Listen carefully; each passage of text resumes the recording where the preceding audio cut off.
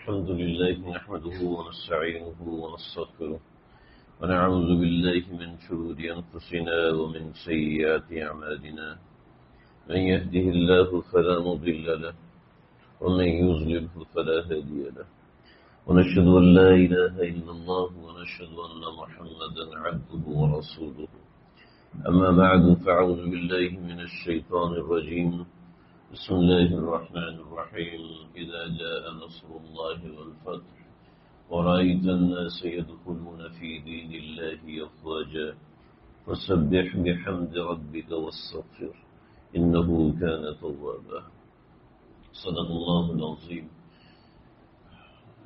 آج اگست کی 15 تاریخ ہے اور تحریک پاکستان کے حوالے سے آپ حضرات کی خدمت میں چند گزارشات عرض کرنی ہے۔ وطن کی آزادی اور ایک خود مختار ملک، یہ اللہ کی طرف سے بہت بڑی نعمت ہے۔ آج جو ہماری جنریشن ہے اور آنے والی جنریشن ہے، ان کی نظر میں اس ملک کی کوئی حیثیت اتنی بڑی نہیں، لیکن حقیقت میں یہ کن واقعات کے بعد وجود میں آیا اور کیا چیزیں تھیں، وہ ہماری گفتگو کا ایک بہت ہی بورنگ سبجیکٹ ہے، جس کو نہ آج کے موجودہ طلباء سننا چاہتے ہیں، نہ پڑھنا چاہتے ہیں، اور نہ کہیں پڑھایا جاتا ہے۔ کہ اس کی وجہ یہی ہے کہ اس میں وہ قلبی دلچسپی ہماری نہیں پائی جاتی۔ تو ممکن ہے آج جو میری بات ہوگی وہ بھی کچھ ایسی دلچسپ نہ ہو سکے۔ پاکستان کا وجود سے پہلے ہندوستان متحد تھا، اور انگریز نے یہاں پر اپنی آمد جب شروع کی، دیکھا کہ پورے ہندوستان کو سونے کی چڑیا بولا کہ سونے کے ڈھیر یہاں دکانوں کے باہر لگے ہوتے تھے۔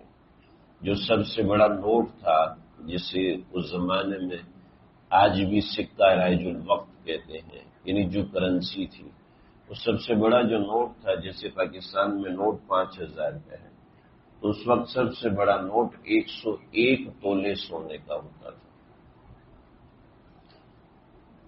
سب سے بڑا سکہ 101 تولے سونے کا، اور سب سے چھوٹا سکہ 31 تولے سونے کا ہوتا تھا۔ شیخ الہند رحمۃ اللہ علیہ نے اپنی کتاب میں لکھا ہے، نقوش رفتگان یا اس نام سے کتاب، حضرت نے اپنی کتاب میں لکھا ہے۔ کتاب کے 3 حصے ہیں، ہندوستان پہلے کا، ہندوستان درمیان کا، ہندوستان بعد کا۔ تو حضرت نے لکھا ہے کہ سب سے چھوٹا جو سکہ تھا وہ 31 تولے سونے کا ہوتا تھا، اور اس کے بعد جو نیچے تھے وہ دانے چلا کرتے تھے، یعنی وہ سکے ہوتے تھے، جیسے آج ہمارے پاس 1 روپے کا سکہ، 2 روپے کا سکہ۔ ہندوستان کے جہازوں کی انڈسٹری ایسی تھی کہ جب برطانیہ میں ہندوستان کے جہاز جاتے تھے تو وہ لوگ دہشت سے کانپتے تھے کہ ہندوستان کے جہاز ایسے ہیں۔ صرف دہلی کے اندر 1000 مدرسے تھے۔ مدرسوں کے اندر کیا تعلیم ہوتی تھی؟ آج کی مدرسوں والی تعلیم نہیں ہوتی تھی۔ کہیں جہاز دانی سکھائی جاتی تھی، کہیں کپڑے کی صنعت سکھائی جاتی تھی، کہیں ہتھیار بنانے کی صنعت ہوتی تھی۔ ہر صنعت کے اندر، ہر فیکٹری کے اندر بہت سی چیزیں سکھائی جاتی تھیں۔ آج تو صرف ہمارے پاس اسکول آف ڈاکٹری ہے کہ صرف ڈاکٹری ہی ساتھ سکھائی جاتی ہے، اس کے علاوہ سب کچھ صرف پڑھایا جاتا ہے۔ انجینئرنگ پڑھائی جاتی ہے، اور کچن سسٹم پڑھایا جاتا ہے، ہوم اکنامکس پڑھایا جاتا ہے، کر کے کچھ نہیں دکھاتے، کر کے صرف ڈاکٹری دکھاتے ہیں کہ ڈاکٹر کے ساتھ دوسرے شاگرد ہوتے ہیں۔ ہندوستان کی صنعت کے اندر یہ سب چیزیں ایسی تھیں کہ استاد ساتھ سکھاتا تھا، اس کے ساتھ قرآن بھی سکھاتا تھا، حدیث بھی سکھاتا تھا۔ ہاں، کسی کو قرآن و حدیث میں مہارت کرنی ہوتی تھی تو پھر وہ اعلیٰ تعلیم الگ حاصل کرتا تھا، ورنہ بنیادی مدرسے، جس کو بنیادی اسکولنگ سسٹم کہتے ہیں، یہ ایک ایک شہر میں ہزاروں ہوا کرتے تھے۔ کوئی بھی بچہ 7 سال 8 سال کی عمر میں بہترین تاجر بن جاتا تھا، بہترین کاروباری بن جاتا تھا۔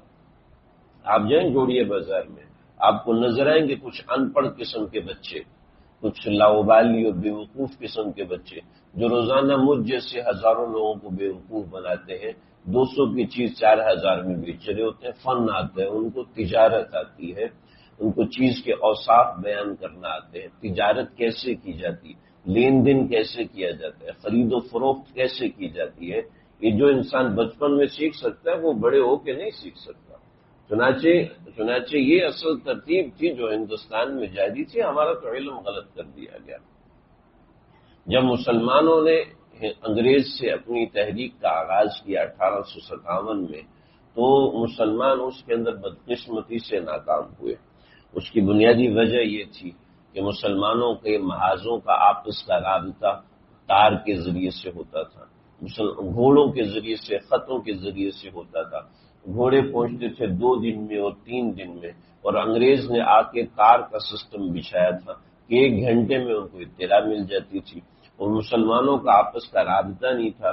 جب مرکزی رابطہ نہیں ہوتا تو پھر ظاہری بات ہے آپ جنگ جیت نہیں سکتے۔ چنانچہ پورے ہندوستان میں جنگ ہوئی تھی 1857 میں، اور انگریز نے بہادر شاہ ظفر کو قید کر لیا اور دہلی میں اپنا پرچم لہرا دیا۔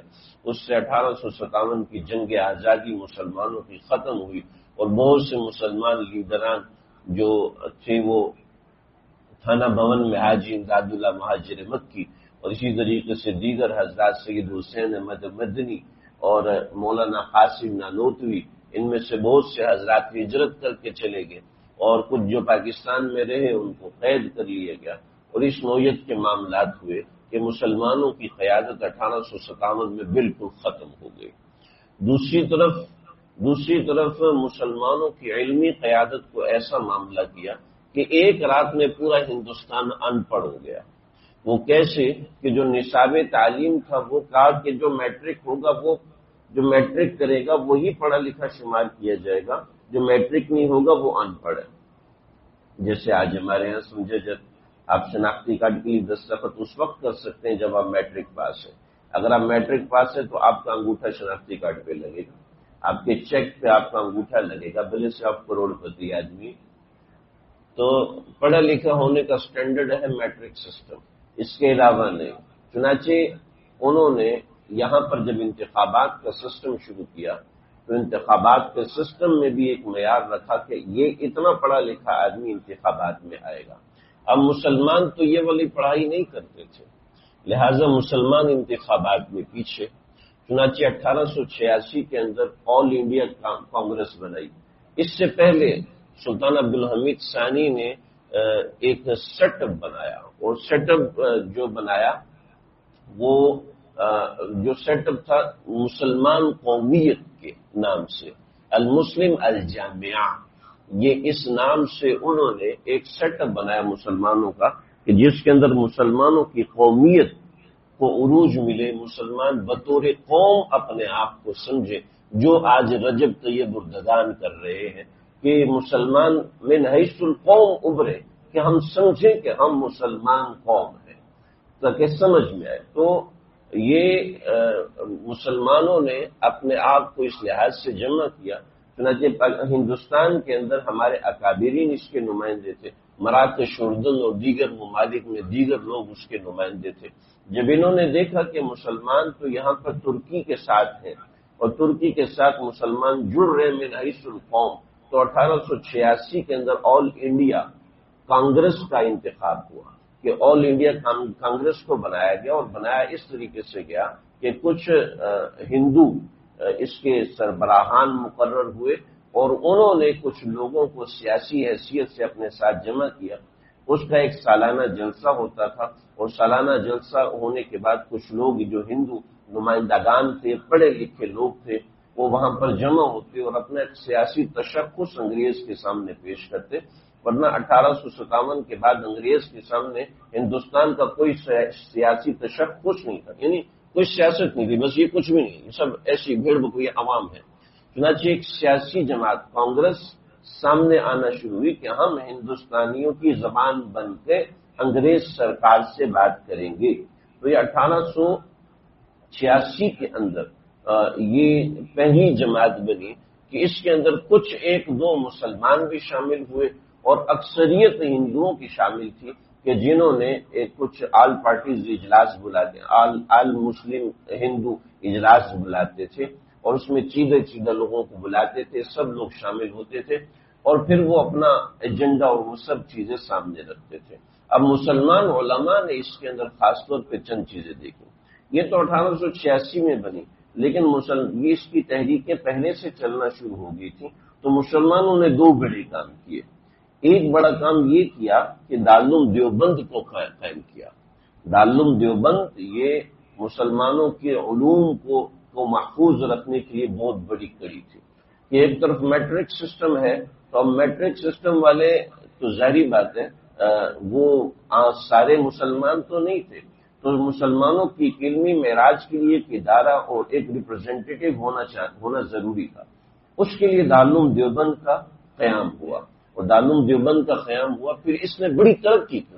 6 مہینے بعد مظاہر العلوم بنا، پھر اس کے بعد تبلیغی جماعت بنی، مولانا الیاس صاحب تشریف لائے، اور اس طریقے سے ایک بڑی تحریک ملی۔ اس سے مسلمانوں کو تمام معاملات کے اندر، جنہوں نے سیاسی معاملات میں بھی بڑا دخل دیا۔ اور دوسری بنی علی گڑھ یونیورسٹی، علی گڑھ اسکول بنا، پھر کالج بنا۔ اصل میں سر سید احمد خان کا نظریہ بہت زبردست اور بڑا مضبوط تھا۔ وہ نظریہ یہ تھا کہ یہاں پر سیاست، کیونکہ آپ تھوڑا سا غور کریں، کیونکہ یہ مضمون اتنا بڑا ہے اور ہے تھوڑا سا اس نوعیت کا کہ عوام کی اس میں دلچسپی نہیں ہوتی۔ میری دلچسپی تو بہت ہے، عوام کی دلچسپی نہیں ہوتی، تو اس وجہ سے وہ دلجمی کے ساتھ بیان بھی نہیں ہوتا۔ تو اصل میں مسلمانوں نے سب سے پہلے نوابوں نے مقابلہ کیا، نواب سراج الدولہ مقابلہ کیا، نواب حیدر علی نے مقابلہ کیا، نواب ٹیپو سلطان نے مقابلہ کیا۔ تو نواب سب سے پہلے ہندوستان کی فرنٹ لائن تھے، وہ سب کے سب ختم ہو گئے۔ اس کے بعد عوام نے مقابلہ کیا، اور عوام میں سب سے سر فہرست سید احمد شہید تھے، جن کے ساتھ تقریباً پورا ہندوستان تھا۔ ہندوستان کی مجدد سید احمد شہید کو 17ویں صدی عیسوی کا مجدد مانا جاتا ہے سید احمد شہید کو، اور انہوں نے پورا ایک مقابلہ کیا، اور مقابلہ کرنے کے بعد بالآخر شہید ٹیپو سلطان کو شکست ہوئی۔ تو یہ مسلمانوں کے سید احمد شہید کو شکست ہوئی، نواب ٹیپو سلطان یہ سب شکست کھا چکے تھے، عوامی سطح پر سید احمد شہید شکست کھا چکے تھے۔ تو اب مسلمانوں کے پاس صرف ایک محاذ بچا تھا، اور وہ ایک محاذ تھا سیاست، کہ سیاست کے ذریعے سے اثر انداز ہوا جا سکتا تھا۔ چنانچہ اس کے لیے اب سیاست میں آنے کے لیے جو پیرامیٹرز مقرر کیے تھے، وہ ایک تعلیمی سٹیٹس تھا، جیسے ہمارے ملک میں جو گریجویٹ ہوگا وہی سیاست میں حصہ لے سکتا ہے، اس سے پہلے سیاست میں حصہ نہیں لے سکتا۔ چنانچہ اس کے لیے ضروری تھا یا تو ان کو توڑا جائے یا پھر پیرامیٹر کے مطابق آیا جائے۔ چنانچہ اس کے لیے سر سید احمد خان نے علی گڑھ یونیورسٹی کو قائم کیا، اور علی گڑھ یونیورسٹی قائم ہونے کے بعد بڑے عروج پہ چلی۔ مولانا محمد علی جوہر، حسرت موہانی اور الطاف حسین حالی اور اس نوعیت کے بڑے بڑے لوگ، چودھری فضل حق، یہ سب حضرات یہ علی گڑھ یونیورسٹی سے نکلے، جنہوں نے بعد میں مسلم لیگ کے دائیں بازو بنے اور بڑے بڑے کام کیے انہوں نے۔ تو علی گڑھ کو ایک زمانے تک انگریز کو اس نے ہلا کے رکھ دیا، مگر انگریز کا طریقہ کار بڑا جاندار ہوتا ہے۔ انگریز نے 1909 کے اندر علی گڑھ یونیورسٹی والوں سے کہا کب تک مسلمانوں کے چندوں اور فیسوں سے چلو گے، تمہیں ہم حکومت کی فنڈنگ دیتے ہیں، مگر شرط یہ ہے کہ پرنسپل ہمارا ہوگا۔ اب پرنسپل ہمارا ہوگا، یہ بات عام آدمی کے لیے، کوئی نئی اور نوجوان قسم کے لوگوں کے لیے تو بڑی بھی فنڈنگ مل رہی ہے، پیسے مل رہے ہیں، کام ہم نے کرنا، پرنسپل آئے گا، ہم اس کی بات نہیں مانیں گے، ایسے چلیں گے۔ لیکن جو دھاک قسم کے پکے مسلمان تھے، ان حضرات کو اس بات پہ ڈٹ گئے کہ نہیں، ہم سرکار کی فنڈنگ ہرگز نہیں لیں گے، چاہے کچھ بھی ہو جائے، ہم اپنے طریقے سے چلیں گے۔ لیکن بالآخر وہ جو جدت پسند اور نئے لوگ تھے، انہوں نے پرانے لوگوں کو دھکا دیا اور سرکار سے فنڈنگ لینا شروع کی۔ چنانچہ مراعات ملنا شروع ہوئی، کالج سے یونیورسٹی، اسکول سے کالج بنا، کالج تو بن چکا تھا، پھر کالج سے یونیورسٹی بنا، جب یونیورسٹی بنا اور سر سید احمد خان جو تھے وہ تو انتقال کر چکے تھے۔ اس کے بعد جب یہ نظریات بنے تو جو مسلمانوں کے پاس ایک علمی گڑھ علی گڑھ تھا، وہ بھی مسلمانوں کے ہاتھ سے نکلا، اور ایسا نہیں کہ وہ منہدم ہو گیا، آج بھی موجود ہے، لیکن اس کے پاس وہ چیزیں نہیں تھیں، کیونکہ انگریز کے جو اسکول تھے، ایک متبادل اسکول سسٹم دیا تھا انگریز نے مسلمانوں کو، تو جو اسکولنگ سسٹم تھا وہ اسکولنگ سسٹم آپ کو صرف کلرک بناتا تھا، اس سے اوپر آپ نہیں پڑھ سکتے. چنانچہ قائد اعظم محمد علی جناح، علامہ اقبال، یہ سب باہر سے پڑھ کے آئے تھے، یہ انہوں نے ہندوستان میں نہیں پڑھا تھا. یہ آپ کو صرف کلرک بنا سکتے تھے، اس سے اوپر یہ آپ کو نہیں بنا سکتے تھے. چنانچہ قائد اعظم اور یہ حضرات باہر سے پڑھ کے آئے تھے، اور علی گڑھ کے اندر یہیں پہ اعلیٰ تعلیم کا انتظام تھا. تو یہ مسلمانوں کے لیے ایک بہت بڑا تھا، کیونکہ یہاں پر جغرافیہ سکھاتے تھے، سائنس سکھاتے تھے، سائنسی ایجادات ہوتی تھی، میتھمیٹیکلی چیلنجز ہوتے تھے، اور بہت ساری چیزیں ہندوستان میں علی گڑھ کے ذریعے سے ترویج پاتی تھی. مگر چونکہ وہ سسٹم مسلمانوں کے ہاتھ میں تھا، جب علی گڑھ کا سسٹم انگریز کے ہاتھ میں گیا تو انہوں نے علی گڑھ کو بھی وہی کٹ پتلی بنا دیا جو اسکولنگ سسٹم کے اندر کٹ پتلی ہوا کرتے تھے. چنانچہ یہ علی گڑھ مسلمانوں کے ہاتھ سے چلا گیا، اور دیوبند کے مراکز علمی اعتبار سے انگریز کے مقابلے میں کھڑے رہے. لیکن دیوبند کا خالصتاً تعلق علمی میدان کے ساتھ تھا، اس کے علاوہ کچھ نہیں تھا، وہ کسی اور چیز میں نہیں جاتے تھے. تو اس کے لیے ضرورت پیش آئی مسلمانوں کو ایک جماعت کی، کہ جو جماعت مسلمانوں نے بنگال کے نواب سلیم اللہ خان، وقار الملک اور اس طریقے کے دیگر 5-6 بڑے حضرات، ان سب نے مل کر 31 دسمبر 1905 کی رات میں ایک جماعت کی بنیاد رکھی، جو کہ مسلم لیگ تھی.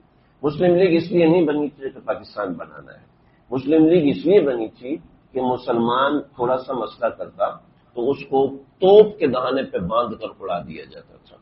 یہ انسانی حقوق کے خلاف نہیں ہے، یہ بہت بڑی بڑی چیزوں کے خلاف ہے. ہم کل جو آرمی کے آرمز کا ایک سیٹ اپ ہے کراچی میں لگتا ہے، میں وہاں پر گیا تو وہاں پر انہوں نے لانگ رینج سنائپر دکھائی. تو میں نے ان سے پوچھا یہ سنائپر کس کام کے لیے؟ اس کی گولی اتنی بڑی ہے یہ تو انسان کا کچھ عمر نکال دیتی ہوگی. کہنے لگے یہ سنائپر، جو فوجی کھڑے تھے جو انٹروڈکشن کے لیے تھے، انہوں نے کہا یہ جو سنائپر ہے یہ انسانوں پہ استعمال کرنا پوری دنیا میں بین ہے. اگر کسی جگہ یہ سنائپر استعمال ہو نظر آئی تو اس سنائپر چلانے والے کے اوپر کیس ہوگا عالمی عدالت کے اندر، اور اس بندے کو سزائے موت قرار دیجیے گا اگرچہ وہ آپ کا دشمن کیوں نہیں ہے. یعنی اس کے اوپر اتنا بڑا کیس اور اتنا بڑا قانون ہے. وہ سنائپر صرف گاڑی کا ٹائر پنچر کرنے کے لیے یا شیشہ توڑنے کے لیے استعمال ہوتی ہے، یا بختر بند کی باڈی توڑنے کے لیے استعمال ہوتی ہے، کسی گاڑی کی باڈی توڑنے کے لیے. اس کے علاوہ کسی انسان پہ استعمال نہیں کر سکتی یہ سنائپر. یہ تو سنائپر کا حال ہے. توپ کے دہانے پہ انسان کو باندھا جائے تو کیا حال ہوگا؟ تو انسانی حقوق کو تو ایسے برباد اور پامال کیا کہ توپ کے دہانے پہ بندوں کو باندھ کے شہید کیا جاتا، اور ایک نہیں ہزاروں کو شہید کیا جاتا. کہیں پتہ چل جائے یہ مسلمان ہے اور اس کی جوان بیٹی ہے، بس اب اس کی خیر نہیں.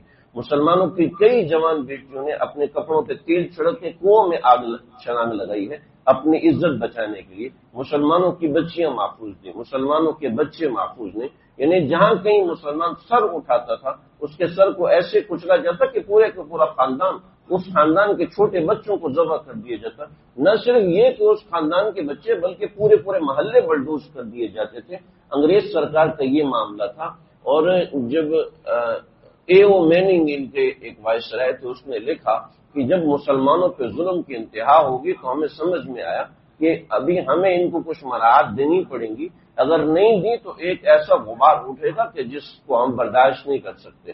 چنانچہ انہوں نے مسلمانوں کو کچھ مراعات دینا شروع کی، اور ان مراعات کے اندر تقسیم بنگال ہے، ان مراعات کے اندر مسلم لیگ کا قیام ہے. چنانچہ بہت سے لوگ کہتے ہیں مسلم لیگ کا قیام بھی انگریز کے تحفے کی وجہ سے ہوا تھا کہ انگریز نے اس کا قیام کیا تھا، اس وجہ سے یہ مسلم لیگ بنی. دراصل مسلم لیگ کا قیام اس لیے تھا ہی نہیں کہ ہمیں الگ ملک دلانا ہے.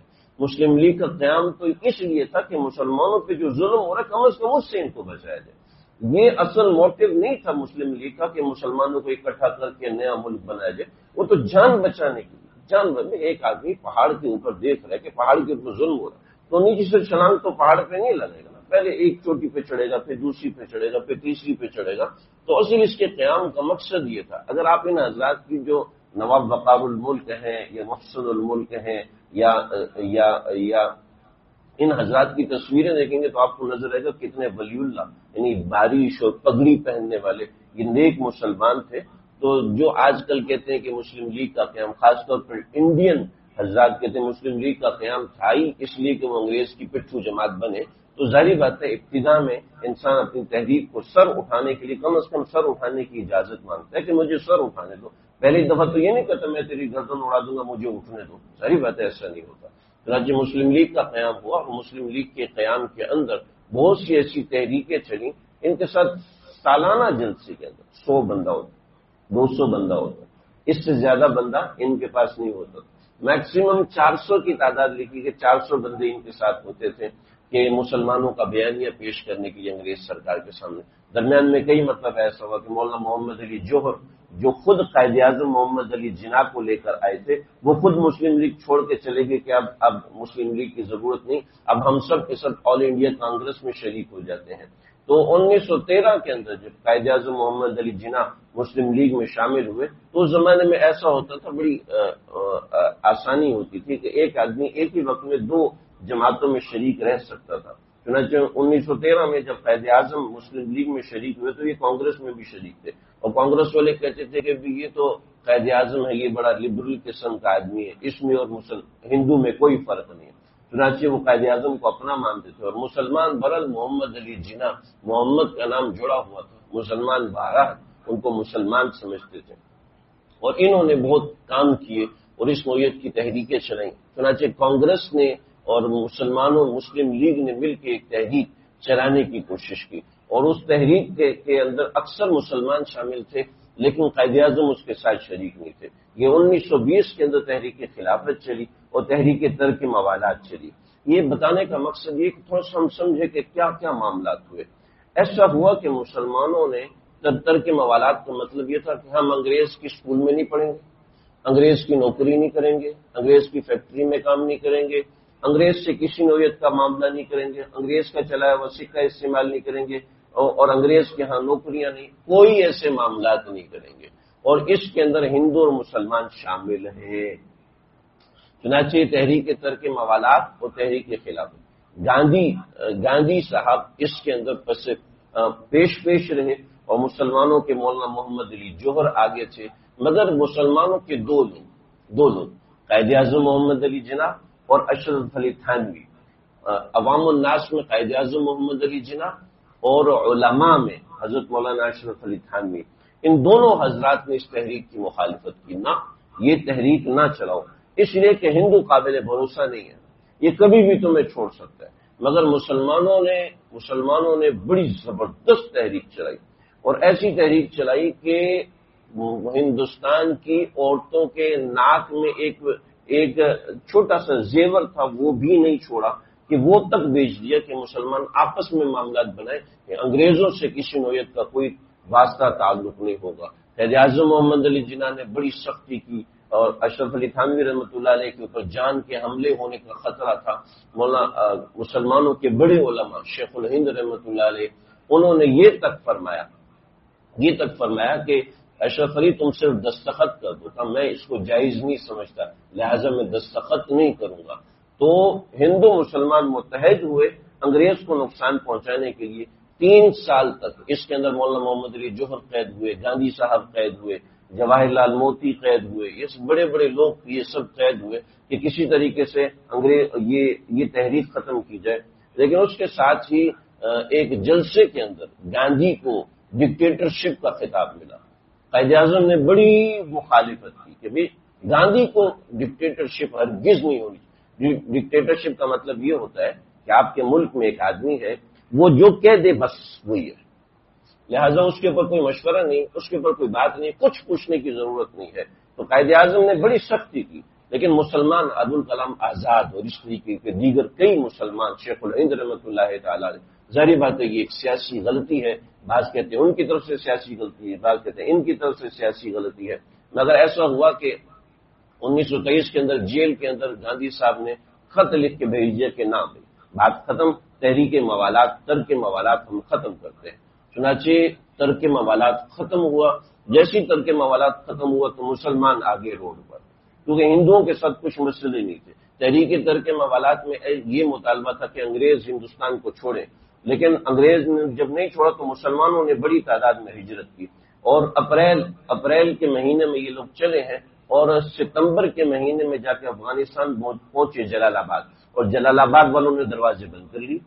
اب مسلمانوں کو واپس آنا پڑا۔ تو آج بھی جی ٹی روڈ کے دائیں بائیں کئی قبرستان آباد ہیں، آج بھی آباد ہیں جی ٹی روڈ کے دائیں بائیں، جو کہ کابل سڑک جاتی ہے، جلال آباد سڑکیں جاتی ہیں لاہور کے راستے سے، کہ وہاں مسلمانوں کے قافلوں کا انتقال ہوا، بھوک کی وجہ سے، پیاس کی وجہ سے، کہ اتنے لوگوں نے صرف ایک چھوٹی سی تحریک کے لیے، ایک چھوٹے چھوٹے معاملے کے لیے کتنی قربانیاں دی ہیں۔ آپ خود سمجھے کہ تحریک پاکستان میں کتنی قربانیاں شامل ہو گئی ہوں گی۔ 1929 کے اندر جب ناگپور کا جلسہ ہوا، قائد اعظم نے تحریک پیش کی، بہت سی چیزیں اس میں ریجیکٹ ہوئے تو قائد اعظم ہندوستان چھوڑ کے چلے گئے۔ 1934 میں علامہ اقبال نے ان کو واپس بلایا اور بڑی منتیں کر لے کر کے واپس بلایا کہ واپس آئیں۔ چنانچہ 1931 کے اندر، 1931 سے پہلے 1920 کے اندر حضرت تھانوی رحمۃ اللہ علیہ، مولانا عبد الماجد دریابادی رحمۃ اللہ علیہ، شیخ الہند رحمۃ اللہ علیہ، ان حضرات نے تصور پیش کیا کہ جیسے 1906 میں تقسیم بنگال ہوئی تھی اور بنگال کا مشرقی اور مغربی حصہ الگ ہوا، کہ مشرقی مسلمانوں کے پاس اور مغربی ہندوؤں کے پاس، تو بنگال والوں نے تو سونا بنایا تھا ان 4 سالوں میں، 1905 سے لے کے 6 سالوں میں بنگال والوں نے سونا بنایا تھا۔ وہ اتنے آباد تھے، اذان دینے کی آزادی، تمام معاملات میں، اسلام میں، روزے کے اندر، دیگر چیزوں میں بڑی آزادی تھی۔ تو ایسے ہی ہم ایک اپنا الگ وطن بنائے، مگر اس کو پذیرائی نہیں ہوئی۔ مگر جب الہ آباد کے جلسے کے بعد 1931 میں علامہ اقبال نے یہ نظریہ پیش کیا کہ ہمارا ایک الگ ملک ہونا چاہیے جس میں ہم اپنی اذان دیں، جس میں ہم اپنے طریقے سے زندگی گزاریں، تو یہاں سے بڑی زبردست تحریک چلی کہ مسلمانوں کا الگ وطن ہونا چاہیے۔ 1936 کے اندر جناب فضل حق نے پاکستان کا نام تجویز کیا کہ اس ملک کا نام اسلامی جمہوریہ پاکستان ہونا چاہیے، تو یہاں سے لے کے رہیں گے پاکستان، بٹ کے رہے گا ہندوستان کے نعرے ہوئے۔ پھر 1940 کے اندر قرارداد، جو آل پارٹیز کا جلسہ ہوا، 1935 میں انتخابات ہوئے کہ کانگریس کے اندر بھی مسلمان کھڑے ہیں اور مسلم لیگ کے اندر بھی مسلمان کھڑے ہیں، تو 80% صوبائی نشستیں اور 100% وفاقی نشستیں مسلمانوں کے پاس آئیں۔ تو پھر یہاں سے مسلمانوں کی کامیابی کا آغاز ہوا۔ 3 جون 1947 کو ملک کا اعلان ہوا کہ 14 اگست کو، بعضی حضرات نے یہ بھی لکھا، نہیں 14 نہیں 15 اگست کو ملک الگ ہوئے۔ ہم نے 1948 کے اندر، 1948 کے اندر جو جس نے آزادی منایا تھا وہ 15 اگست کو منایا تھا۔ اس کے بعد جب آگے ہوا تو انڈیا بھی 15 کو منا رہے ہیں، ہم بھی 15 کو منا رہے ہیں، تو پھر 14 اگست کو کی تاریخ کر دی گئی کہ پاکستان 14 اگست کو تحریک آزادی منائے گا اور وہ 15 اگست کو منائیں گے۔ لیکن بہرحال یہ بھی ایک قول ہے، یہ بھی روایت ہے، واللہ تعالی عالم۔ 14 اگست کو پاکستان کی تقسیم ہوئی اور یہ ملک الگ ہوا۔ اس وقت اور بھی بہت سی ریاستیں، تقریباً 5 ریاستیں، حیدرآباد دکن بھی پاکستان میں شامل تھا، اور اس کا جو راجا تھا اس نے بھی پاکستان کے ساتھ شامل ہونے کا اعلان کیا، مگر ستمبر 1948 کے اندر اس کو حیدرآباد دکن کو پاکستان سے الگ کر دیا گیا۔ پھر بنگال کو 1971 میں الگ کیا گیا، اور کشمیر کے ساتھ بھی اس طرح کا معاملہ۔ جوناگڑھ کی جو ریاست ہے، جوناگڑھ کی ریاست جو گجرات کا بہت بڑا حصہ ہے، اس کے ساتھ 3 اور ریاستیں وہ بھی پاکستان کا حصہ تھیں۔ یعنی صرف کراچی پورٹ نہیں، کراچی پورٹ سے آپ ہندوستان میں داخل ہو جائیں اور وہ جوناگڑھ تک تقریباً آپ 2-2.5 ہزار کلومیٹر، یہ سب پاکستان کا حصہ تھا۔ مگر وہ بھی ایسا ہی ہوا کہ 2 سال کے بعد انڈیا نے اس جوناگڑھ کی ریاست کو لیا، یہاں تک کہ ہتھیار پاکستان کو کچھ بھی نہیں ملے، یہاں تک کہ جب 14 اگست یا 15 اگست کو پاکستان کی 21 توپوں کی سلامی ہوئی، توپوں میں ڈالنے کے لیے گولے پاکستان کے پاس نہیں تھے، بلکہ یہ گولے ایک انجینئر نے بنائے تھے جو صرف پٹاخے تھے، جو کہ گولا اس میں سے ایمنیشن جو ہوتا وہ ختم کر دیا تھا، لے کے چلے گئے تھے، صرف تھوڑی بہت گولیاں تھیں۔ اب پاکستان کا یہ موقف سامنے آتا کہ ان کے پاس تو گولے توپوں میں ڈالنے کے لیے نہیں، تو اگلے دن ہندوستان حملہ کر سکتا تھا، ان کے پاس فوجیں بھی تھی، سب کچھ تھا۔ یہاں پر صرف توپیں تھی، توپوں کے گولے نہیں تھے، بلکہ توپوں میں پٹاخے ڈال کے چلائے گئے تھے تاکہ کم از کم ہم اپنا دفاع دنیا کے سامنے پیش کر سکیں۔ اس قسم پرسی کی حالت میں یہ ملک ہمیں ملا تھا کہ لاکھوں لوگوں کو شہید کیا گیا، اور اس کے بعد جو ہجرت ہوئی، دنیا کی سب سے بڑی ہجرت ہوئی، تو یہ ملک ہمیں ملا۔ اللہ تعالی ہمیں اس ملک کی قدر کرنے والا بنائے اور اس کی نعمت پر شکر ادا کرنے والا بنائے۔ جو اس ملک میں تباہی مچائی جا رہی ہے، اللہ تعالی ان تمام شرور سے ہم سب کی حفاظت فرمائے۔ وآخر دعوانا الحمدللہ رب العالمین۔ سنتیں پڑھ لیجیے۔